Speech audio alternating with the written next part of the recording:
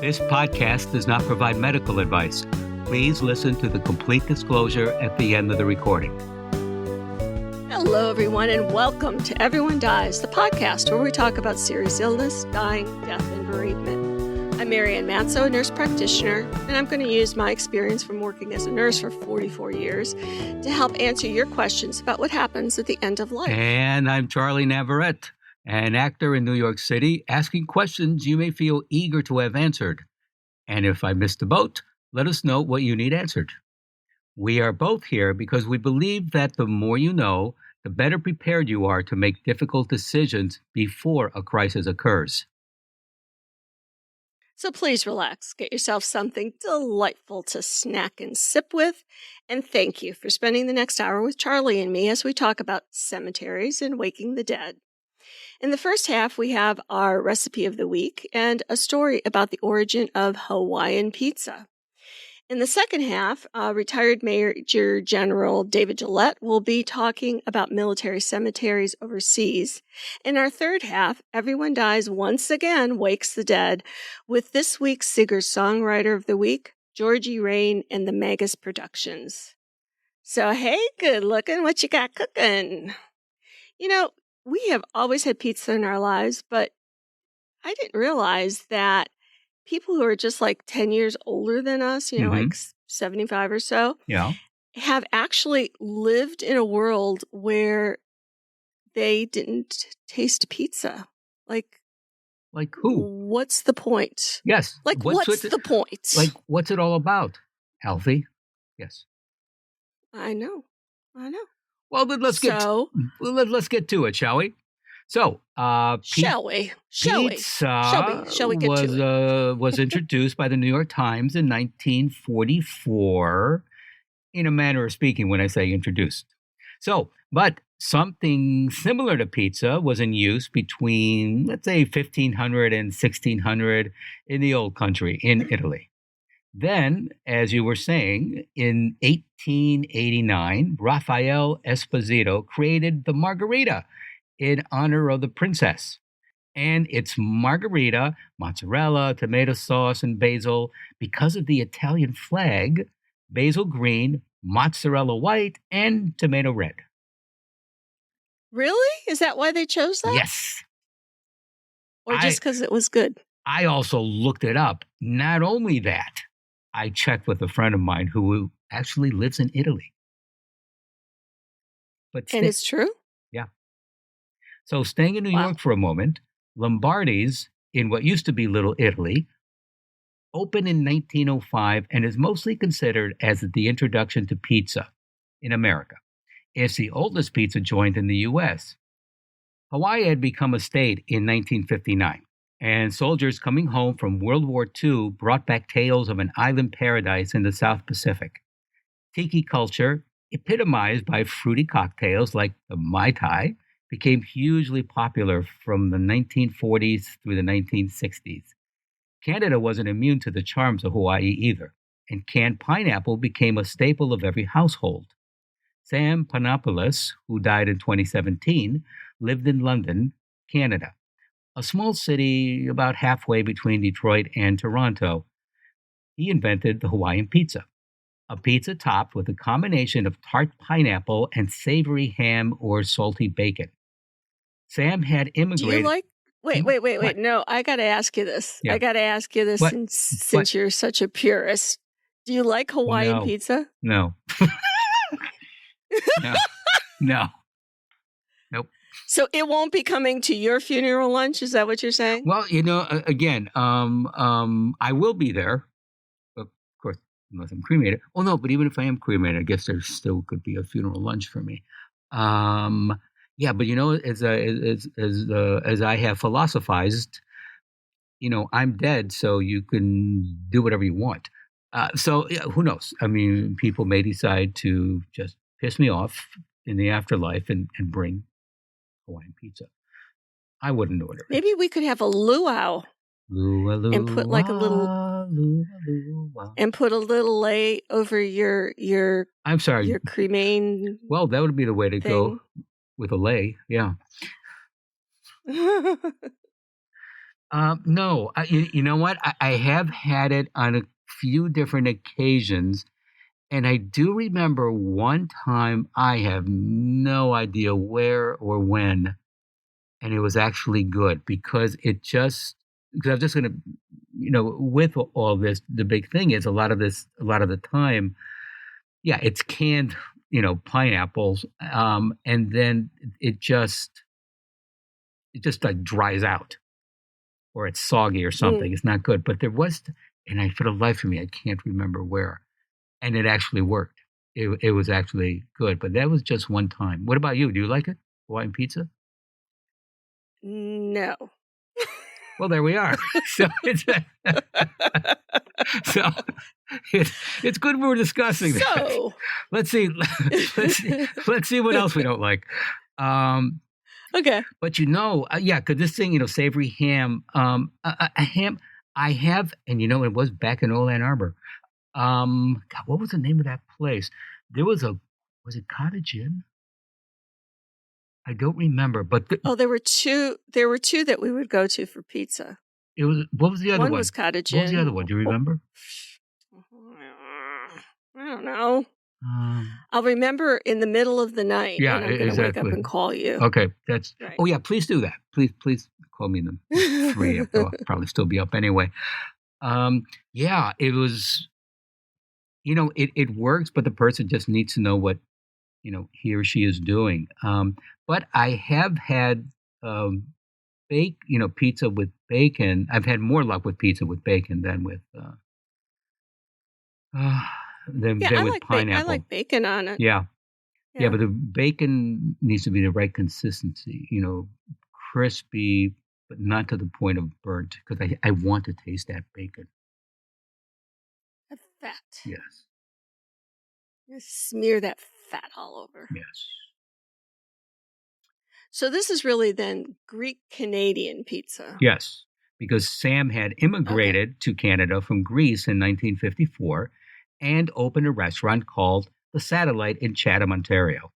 He was already serving Chinese food at the Satellite and felt that people would connect to sweet and savory flavors together. Kind of like sweet and sour sauce. Yeah. So one day in 1962, he took down a can of pineapple, drained it, and threw the pieces of fruit on the pizza. I don't know, maybe something like what Paula Jackson used to do with paint. So the union of I wasn't there at the creation, but yeah, the union of ham and pineapple was an accident, a result of only having a few different toppings to work with. Sam's creation has become a divisive and fiercely debated type of pizza. A reader-created post on BuzzFeed even called it the most insulting and offensive pizza in the world. I don't know if I would go that far, Marianne. Your thoughts? Yeah, well, that's, I think, when I think of insulting and offensive things, Hawaiian pizza is really not on the top of my list right now. Yeah, there are other things on that big list. Mm-hmm. Now, that being said, the biggest challenge and hesitation for adding pineapple on pizza is that the extra juices can cause a soggy or pale crust.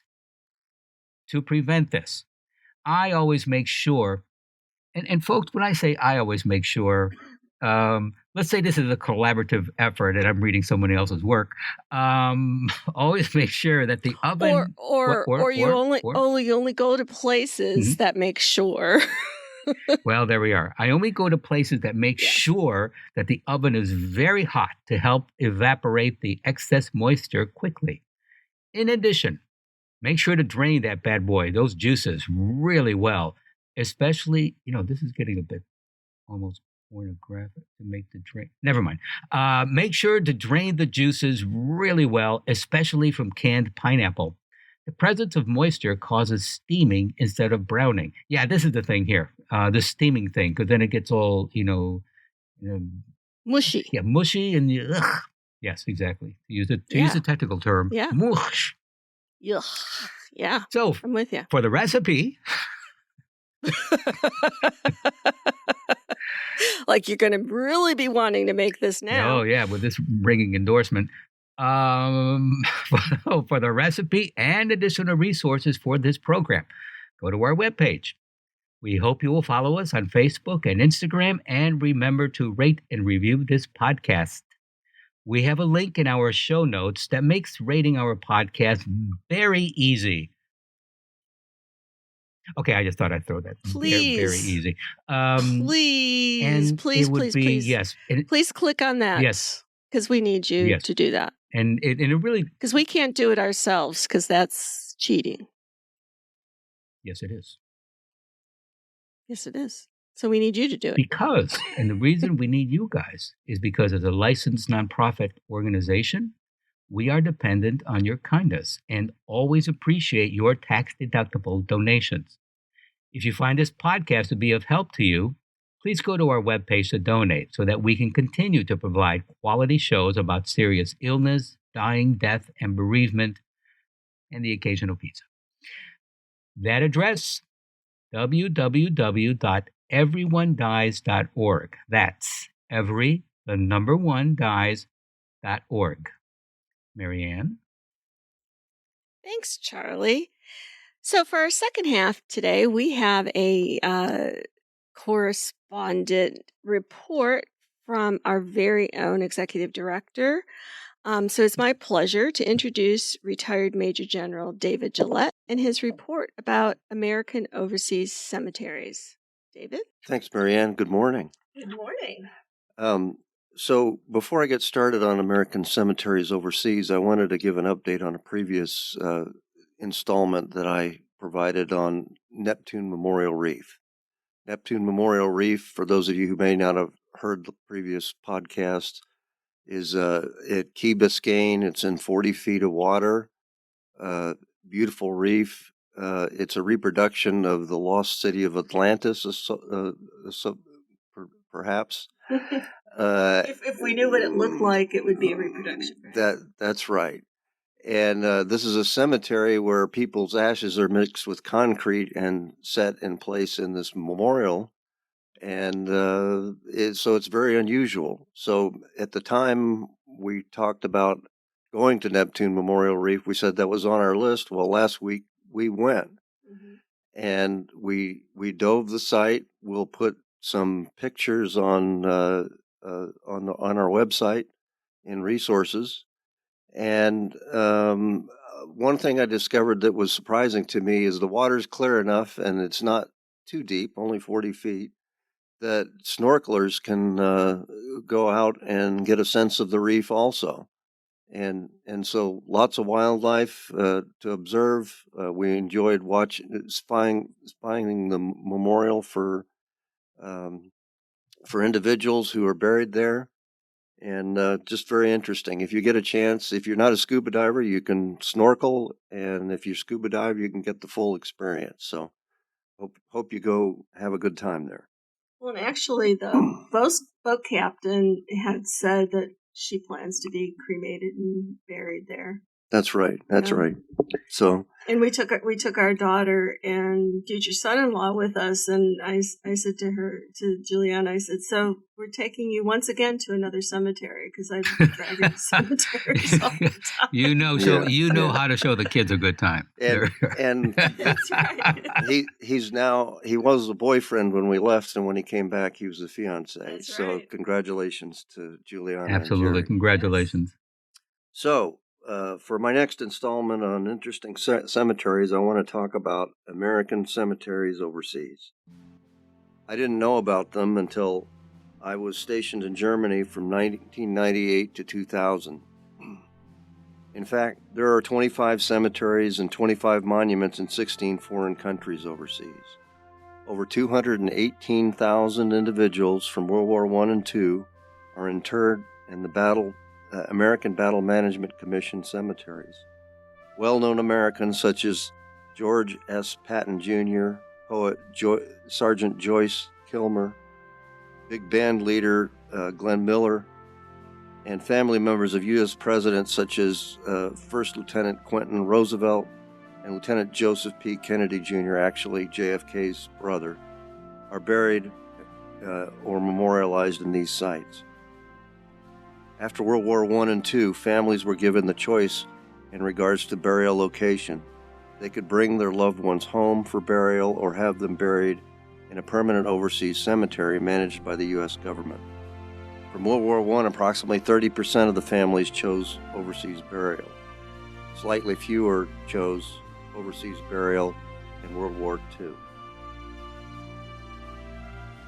I've visited several of these World War I and II cemeteries in Europe. For World War II cemeteries, one of the most striking is at Normandy, France. As you may know, on June 6, 1944, the Allies landed at Utah and Omaha beaches in Normandy, France. The cemetery overlooks the sea where Allied forces landed. There are still remains of ships visible that were intentionally grounded in support of the landing, still standing in the surf offshore. After the landing, these ships were grounded in shallow water to provide an avenue of logistic support to the combat forces. This allowed ships to offload from deep water, and trucks and tanks literally drove over the grounded craft to shore. It's astounding to me that our forces were provided as a sole means of support until the Allies captured a useful port. Back to the cemetery. The cemetery has 9,386 soldiers, most of whom died in the landing. Army Air Forces are buried here as well. I found it fascinating that the Air Force battle actually began in April of 1944. Their mission was to cut the lines of communication so that German forces would be unable to move troops to the site of the landing. This cemetery had special meaning for me because a friend of mine was in the landing at Omaha Beach. Sam was a sergeant and company clerk. He survived that landing and fought many of the famous battles as part of the 1st Infantry Division. Sam has since died and is buried in his hometown in Indiana. So, if you get a chance, I hope you'll visit the cemetery and the surrounding area. The French are very friendly to the Americans, at least in this area of France. Another interesting cemetery is at Luxembourg. The grounds are beautifully laid out with the American soldiers of all ranks. General Patton's grave is at this site. This cemetery has 5,070 soldiers on 51 acres of land. Less known is a nearby cemetery for German soldiers. I found it much more somber than the American cemetery and much smaller. Multiple soldiers are buried in a single grave. The gravesite is well kept but out of the way and small, as I said, compared to the American cemetery. Although they were the enemy at the time, these soldiers gave their lives for their homeland, and I believe they deserve some honor for their sacrifice. Moving on to World War I, the Meuse-Argonne Offensive American Cemetery and Memorial is in France also. The cemetery covers roughly 130 acres, and the largest number of military dead in Europe are buried here. A total of 14,246 soldiers are buried here. Most are buried here lost their lives in the Meuse-Argonne Offensive in World War I.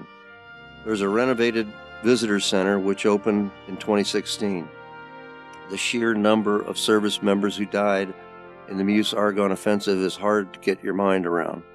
I'd read about it, but seeing the thousands of white crosses across the countryside made it real for me. The surrounding countryside is beautiful, and the cemetery is worth a stop to pay tribute to our fallen service members. So no matter where you are in the world, there's likely an American cemetery not too far from you. Check the website as you travel because the trip to one of these cemeteries is worth the effort. You'll learn something about history, develop a greater appreciation for the price paid for war, and honor those who gave their all for freedom. We'll include the links in our resources section. Thanks so much, and I hope you get a chance to visit one. Any questions, Marianne? Or No, Charlie? No, it's funny, David, as you were saying that about the cemetery, I suddenly remembered Saving Private Ryan, where at the at the end of the movie, where the older man, I mean, he was a kid, Matt Damon played him throughout the film. But at the end, he just standing there with his family And a cemetery, just as you were describing. I don't know, that image just flashed back into my mind. Yeah, thank you. Yeah, that was a powerful film. Yeah. Yeah. Well, thank you for that, David. We appreciate your second half contribution.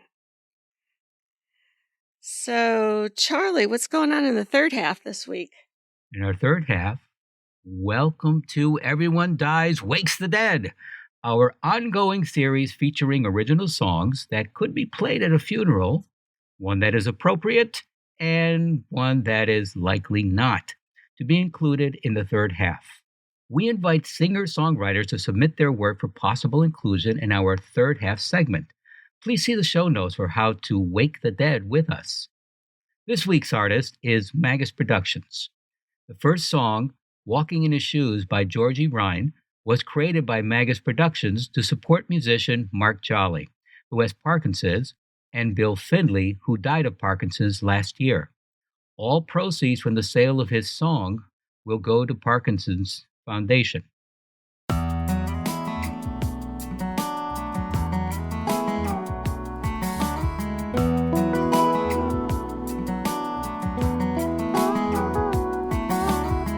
If you're wondering why that man is moving so slow, he's in your way in the grocery store. Why won't he just get his things and move along? If you're thinking he's lazy, well, you're oh so wrong. He's living with problems that you can't imagine, fighting with demons, giving all that he has. Just have a little patience, he's doing the best he can. Just try walking in his shoes.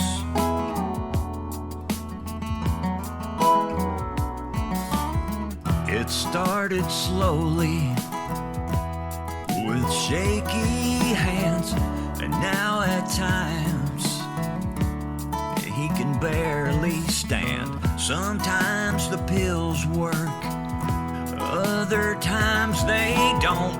You'll never hear him complain. He's too proud to let you know that he's living with problems that you can't imagine, battling with demons that you can't understand. So have a little patience, he's doing the best he can.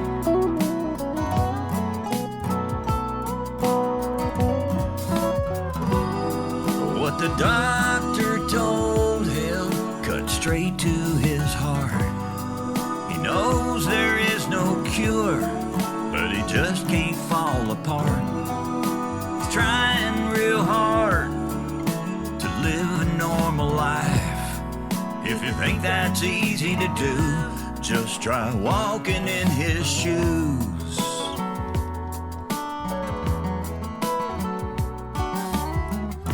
He's always been an independent man, worked hard all his life.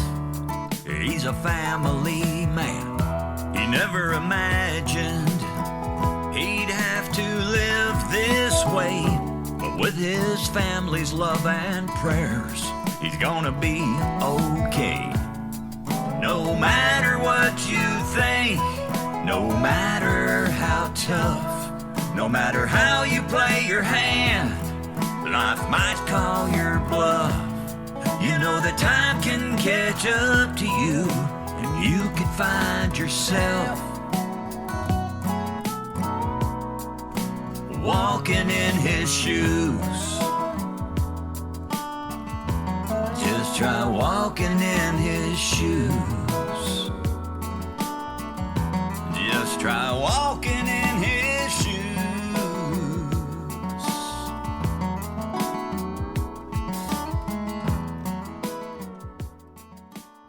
You know, Marianne, the lyrics just kept reminding me of Johnny Cash. I mean, those great ballad type things that Really? that Cash would do, and just Yeah. like really move things forward. Just just walking in his shoes, and just the images that are created with through the lyrics. Yeah, and it's just that, just walking in his shoes. Just yeah. What about you? What are You your know what it thoughts? reminded What? it reminded me of? I'll go to the commissary sometime or to shop, Uh huh. and there's a lot of retired veterans who are shopping there, and especially the men. I think the men in grocery stores, anyway, sort of look lost now that they have phones. They can call their wives or whoever and say, "What am I supposed to get?" But I've been in so many situations in the commissary where you know they're like standing in the bread aisle and like not quite sure what to get, or they can't reach something or whatever. And I'll stop and say, you need some help or whatever. And they're like, oh, like there's just too many choices. So that's what that song reminded me of is some of the older men that I encounter in those situations. And I think it's a good reminder that you don't know what other people are going through, so just take some time. So, supporting the Parkinson's Foundation is of course, a good thing to do. So, um, purchases of the song go to that. So, if you like that work, please feel free to support it. Yes, please do. For the second song, which really makes a great song for a funeral, it's called Heroes by George Ryan at Magnus Productions.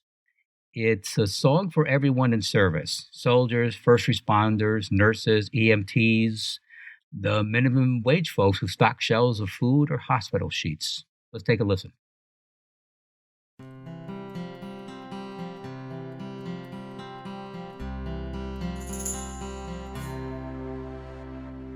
Listen to the stories about a lawman in our town.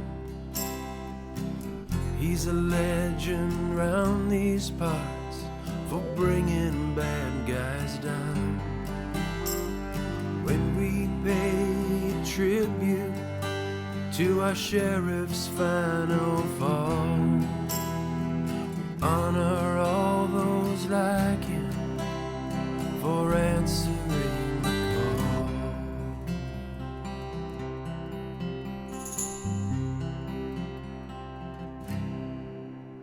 Some heroes are a humble kind, wanna fight behind the lines, like nurses and firemen who are busy saving lives. Others are loyal to a cause for the difference that it made, like fighting for our country and the courage that it takes.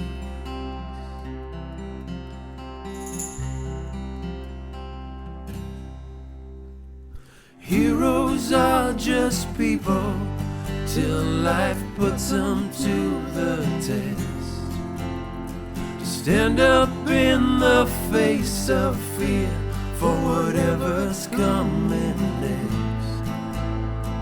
Heroes make a sacrifice and give it all their best. Sing this song for heroes we never will forget.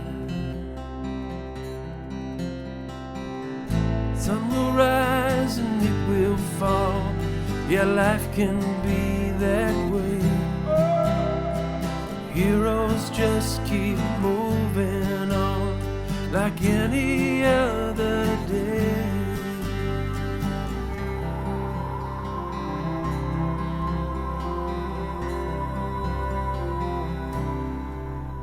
Like a fighter in his final round, we battle every day to overcome our fears and doubts to keep our families safe. My heroes are the working folks in cities and small towns, doing what they have to do and never standing down.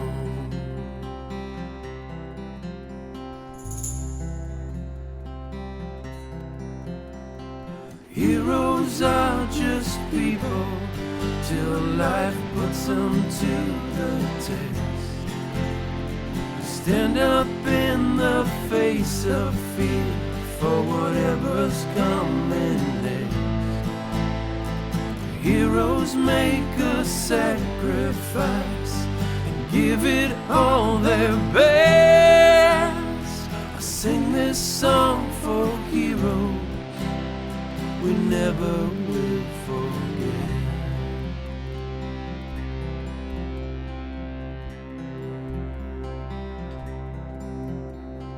Heroes make a sacrifice, give it all their best. I sing this song for heroes we never will forget.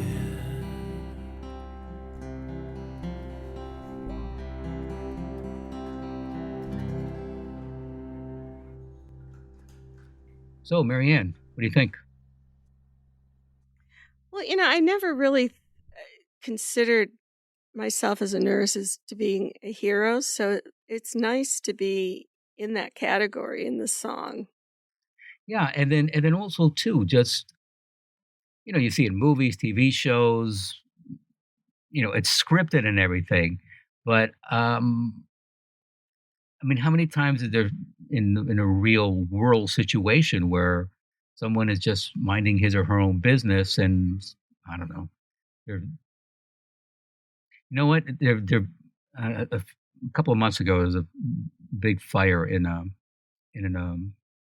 apartment building, and just some people just instinctively ran out, but other people no. Instead of the fire was getting worse and just started pounding on doors, down the halls just to make sure everyone was out, and they helped get a couple people out, and it's just that it's not nobody plans to do anything heroic. I mean, people are just people, and just people just like rise to the occasion, and without thinking, they're just in that moment, and this is what the moment needs, and there you are. I mean, they do heroic deeds, and people don't look at it like they're heroes. It's just they were there, they were able to do something, and they did it. And they did it, Yeah. right? Yeah. Well, thanks to Georgie Ryan for these 2 songs and submitting them, and it's great to be able to hear this different music that we wouldn't normally be exposed to. Yes, thank you. And with that, please stay tuned for the continuing saga of Everyone Dies. And thank you for listening. Like sand through an hourglass. No, wait a minute. Sand can't go through glass. Anyways, this is Charlie Navarrete. And as Oliver Wendell Holmes Sr., father of a true jurist, observed, many people die with their music still in them. Why is this so? Too often, it is because they are always getting ready to live. Before they know it, time runs out. And I'm Marianne Matzo, and we'll see you next week. Remember, pizza is like sex. Even when it's bad, it's still pretty good. And every day is a gift. Goodbye. This podcast does not provide medical advice. All discussion on this podcast, such as treatments, dosages, outcomes, charts, patient profiles, advice, messages, and any other discussion are for informational purposes only and are not a substitute for professional medical advice or treatment. Always seek the advice of your primary care practitioner or other qualified health providers with any questions that you may have regarding your health. Never disregard professional medical advice or delay in seeking it because of something you have heard from this podcast. If you think you may have a medical emergency, call your doctor or 911 immediately. Everyone Dies does not recommend or endorse any specific tests, practitioners, products, procedures, opinions, or other information that may be mentioned in this podcast. Reliance on any information provided in this podcast by persons appearing on this podcast at the invitation of Everyone Dies or by other members is solely at your own risk.